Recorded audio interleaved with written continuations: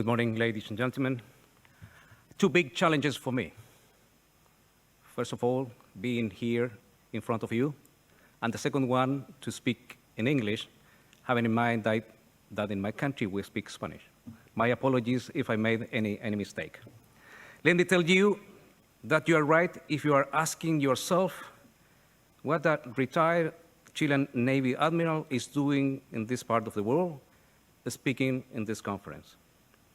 Please allow me to take some minutes of your time, and I will do my best to answer that important question. From the other shore of the Indo-Pacific, the Chilean perspective, the map shows how far apart Australia and Chile are. 11,000 kilometers separate Sydney from Valparaiso. But the good news is our countries will soon be physically connected. How, you may ask?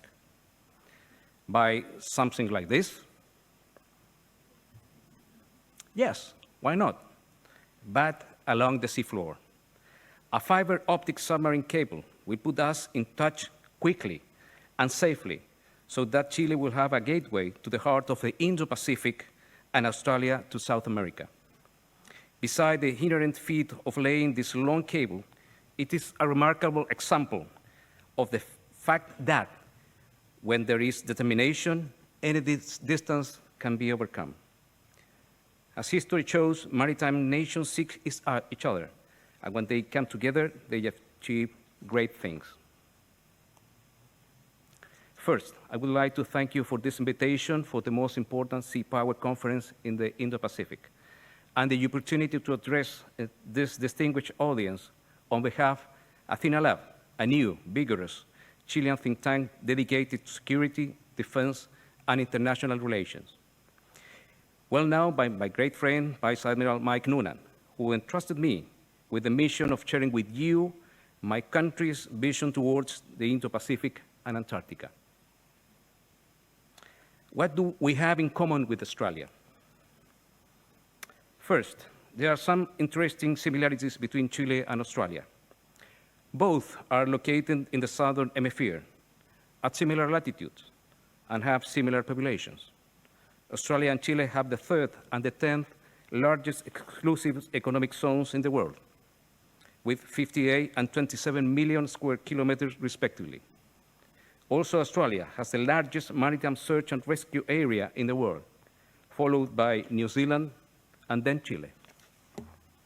Meanwhile, Chile is, for all intents and purposes, an island. A large part of the territory is located in South America, but surrounded by sea, mountains, the driest desert in the world to the north, and ice to the south. Australia is an island nation, but continental in size, so its maritime challenges are greater than any country in the world. But Chile is tricontinental. We're also in the Antarctica and Oceania, which present its own significant challenges. 95% of Chile's international trade moves by sea, and Australia is even higher. Both have economies based on exporting commodities: iron, copper, meat, salmon, and, along with our friends from New Zealand, claim to produce the best wine in the southern hemisphere. We depend heavily on foreign oil and share the same trading partners: China, Japan, South Korea, and the US. Our governments are seeking to diversify our export destination, reducing our strategic commercial dependence in our main trading partner, China. Recently, our navies have achieved great rapprochement and interoperability following the acquisition of two magnificent Adelaide-class frigates, which have joined our fleet with surprising ease. We feel that we are like-minded navies, brothers and sisters in our region waters. We hope that you feel the same. Finally, both nations signed the Antarctic Treaty and claim territories on that continent.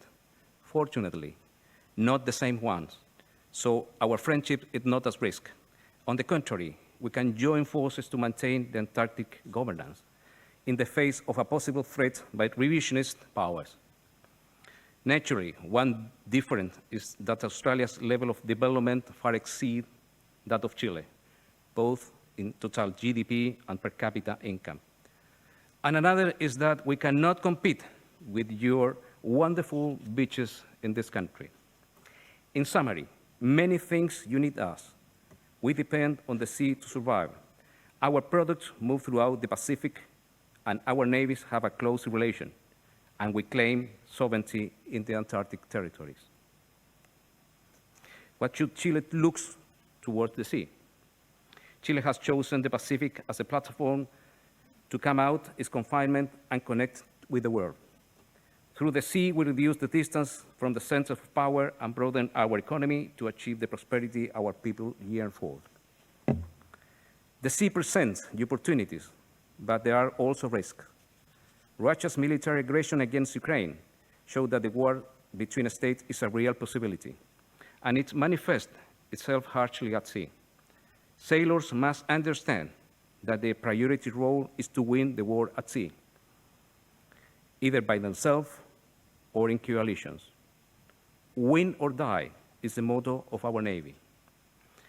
This war also demonstrated that the stability of maritime theaters is crucial to rule-based international order. We know Chile has a responsibility to contribute to the stability in the Indo-Pacific. That's the reason we are here. We do not believe in free riders. How do we contribute? Generate deterrence from sea against potential threats to our territorial sovereignty and population. So, thanks for the frigate. Participating as a country with allies in the protection of maritime trade in ocean that affects Chile's development and prosperity. Protecting our ocean of interest from pollution, illegal and indiscriminate fishing, drug trafficking, irregular immigration, and other crimes contemplated by the UN clause. Providing logistical support for national and international scientific activities in the Antarctic territory claimed by Chile. Maintaining the sea as a secure connection between Chile and the rest of the world. How can Chile use the ocean for its purposes? Maritime countries need for freely use of the ocean, for which they must to be able to protect themselves at sea from a possible aggression by a foreign power. The ocean provides defense in depth against an attack by a foreign power on the continental and insular territory with intent of damaging or invading. The most important thing for a nation is to preserve its integrity and sovereignty. Therefore, it needs a navy and armed forces that can deter and/or defeat possible aggressors. Protecting maritime trade. Countries cannot escape their geographical reality, and the truth is that Chile is far from the export destinations. Therefore, in order to remain competitive, it is essential that already long sea line of communications remain free and uninterrupted. Chile's prosperity relies on the fact that 95% of foreign trade is carried out by sea. We believe that the UN clause compliance is a guarantee for all nations can exercise, and all nations can exercise that right. Any country that threatens freedom of navigation threatens everyone. Some events are undoubtedly looming over this freedom in the Indo-Pacific. In the Indian Ocean, attacks on oil tankers in the Strait of Hormuz and the vulnerability of commercial shipping in the Suez Canal call for closer examination. In the South China Sea, China's construction artificial island has elicited complaints from the coastal countries, but the construction continues, causing tensions with those who navigate these routes. Little known by many, Chile sent a frigate to the Philippine Sea in 2020, during the worst time of the COVID outbreak, to operate with a task group led by the US Navy. Another frigate will soon join RIMPAC naval exercise, where we have assumed important executive positions.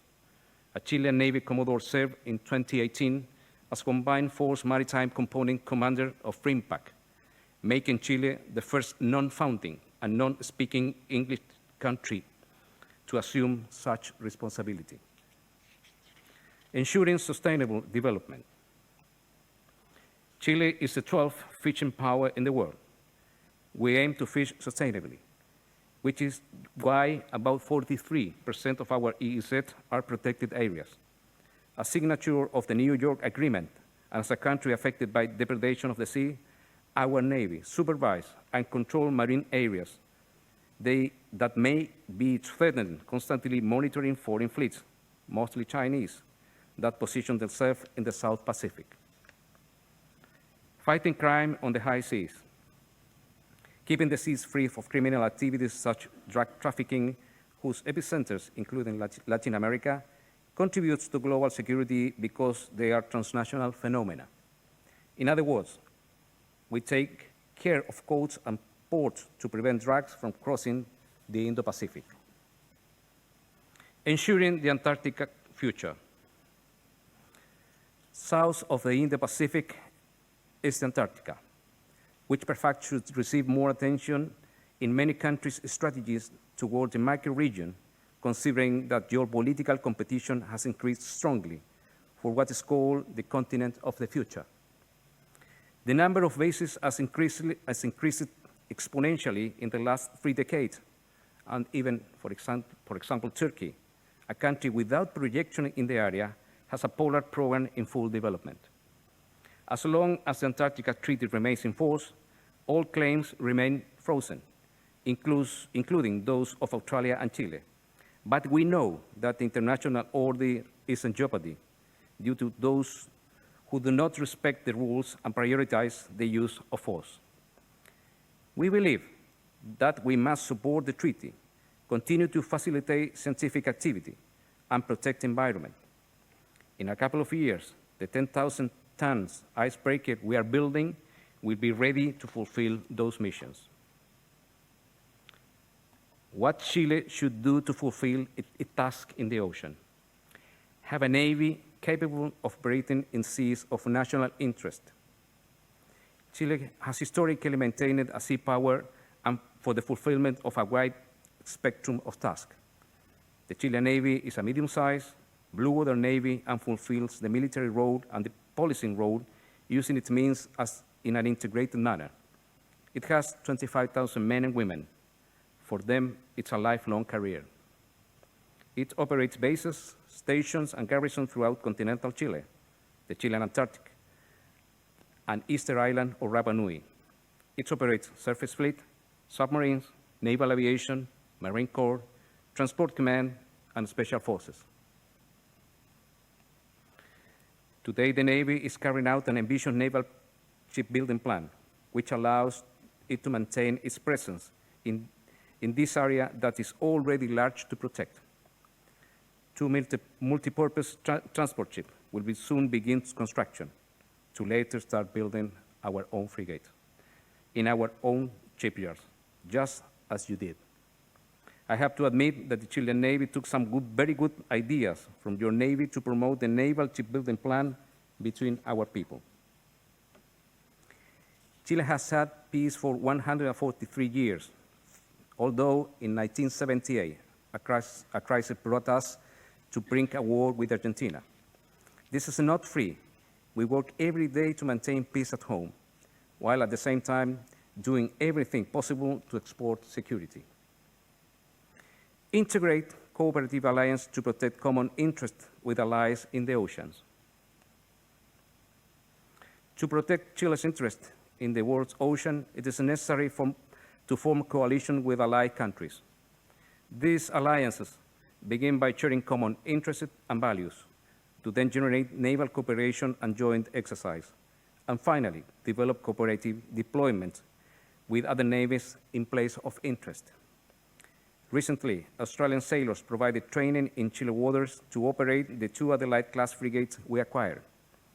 The ability of a Navy to quickly integrate into coalition is an asset, and we are able to do so thanks to the fact that we operate in English and with NATO standard operational procedures.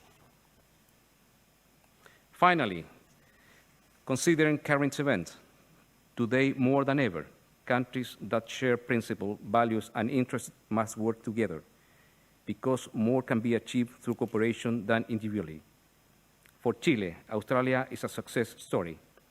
Friendship and familiarity have led us to form an unprecedented rapprochement, which is already producing many mutual benefits in a free and open Pacific. Thank you.